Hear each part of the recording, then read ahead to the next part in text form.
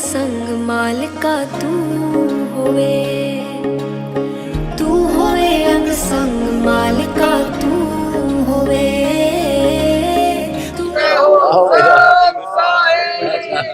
ठीक हो हाँ भाई ठीक है। तो हाँ ठीक हो जी। पड़ोसी हाँ जी ठीक है, परिवार ठीक है सारा। ठीक है जी। तैयार होगी आंदे नंबर ना पड़ो हाँ भाई उसको मतलब पहचानता कोई नहीं तो नहीं स्क्रीन कर रहे हैं गड़बड़े इन बिना मनो जरा है तारे इन फोटो तो मिल जाता जी। अच्छा ये संजील मिल जाती फोटो ये बढ़िया फिर आ गया।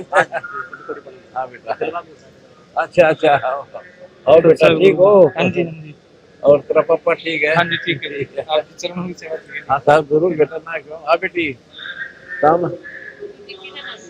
अच्छा दिलबाग उड्डे के परिवार से। हाँ, ठीक है बेटी बहुत अच्छी बात है। नाम दो दीक्षा लो तुम भगवान से जुड़ो परमात्मा की भक्ति करो। 2 दिन का जीवन है, कल मर के कोई ना पूछेगा बेटा। हाँ फिर पीछे तू पशुआ की जगत दावेल बनाई ये 56 भोग कामन बोरे तो कुंडली चढ़ने जाई। फिर पापा तो बहुत जल्दी समझे बेटा ऐसा तो सुन देखा नहीं आते मेरा नाम दो मनत है। हाँ बस मतलब अब भी आपके दीक्षा लो। चरणों में ही हूँ। हाँ ठीक है। और ये बिटिया है? हाँ जी ठीक है ये बेटा जी। अच्छा ठीक है बेटा। संग मालिका तू होवे अंग संग मालिका तू होवे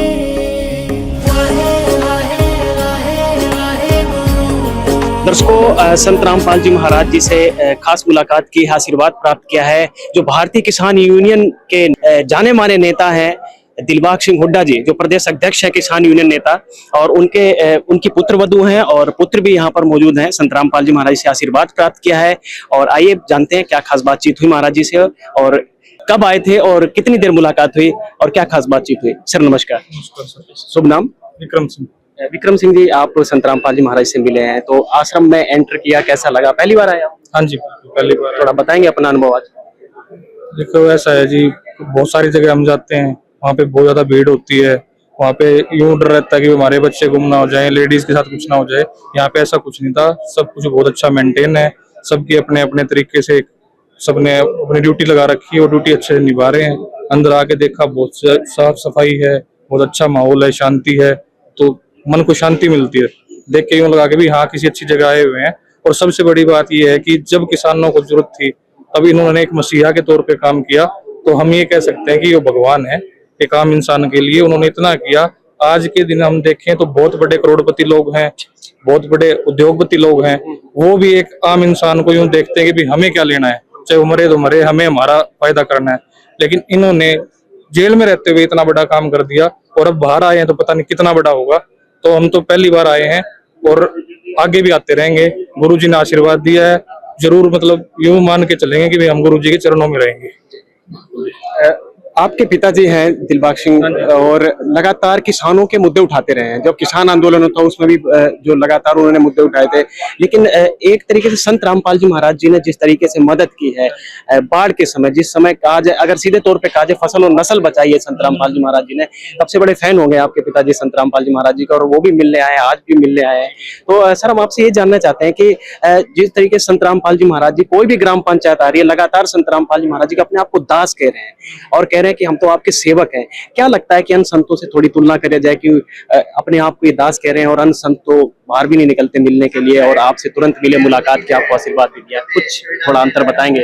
अंतर ये है जी, सबसे बड़ी बात ये है कि उनको किसानों से सहानुभूति है, आम इंसान से सहानुभूति है। वो सब में ये देखते हैं कि भी मेरे लिए यही सब कुछ है। उन्होंने अपना जीवन समर्पित कर दिया। मतलब एक आज की डेट में अगर मैं अपने आप से लगा के देखूं कि मेरे पास कुछ चीज है, अगर मेरे से कोई मांगे तो मैं 100 बार सोचूंगा दूं या ना दूं, लेकिन उन्होंने निस्वार्थ अपना काम किया है। तो हमारे लिए तो मैं तो यही बोलूंगा कि भगवान है। मतलब अगर किसी इंसान ने देखा तो नहीं है भगवान, हर कोई किसी के अंदर ही ढूंढता है।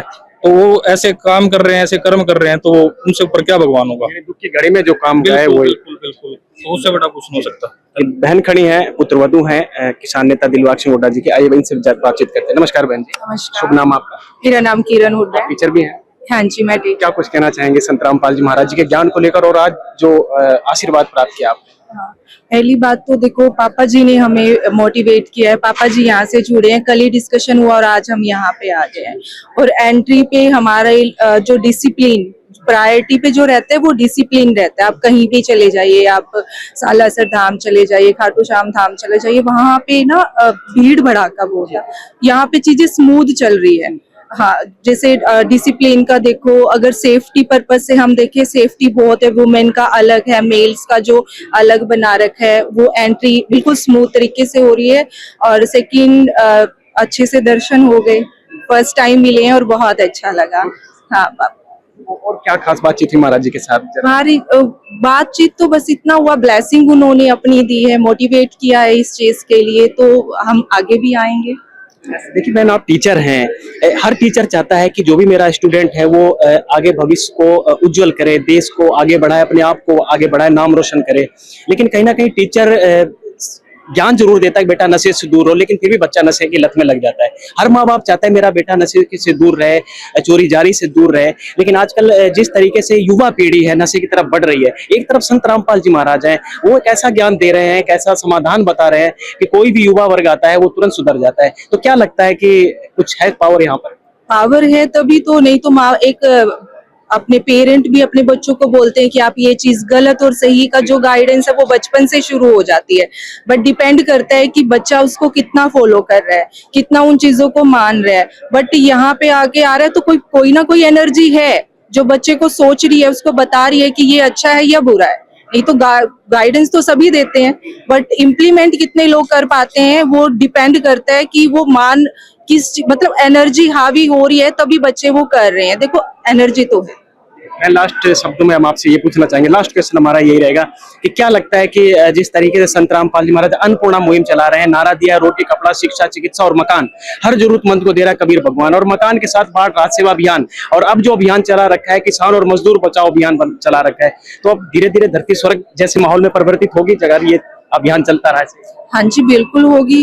देखो अगर किसी ने स्टेप उठाया है और सब लोग साथ देंगे तो मिलके एक यूनिटी भी बनती है ना, तो होगी वो। इंसानियत जगा रहे हैं संत रामपाल। बिल्कुल। बहुत बहुत धन्यवाद। बहुत बहुत। तो दिलबाग सिंह हुड्डा जी की ये पोती हैं और यहाँ पर पोता भी है, और इनसे जरा बात करते हैं। क्या नाम है बेटा आपका? देविशा।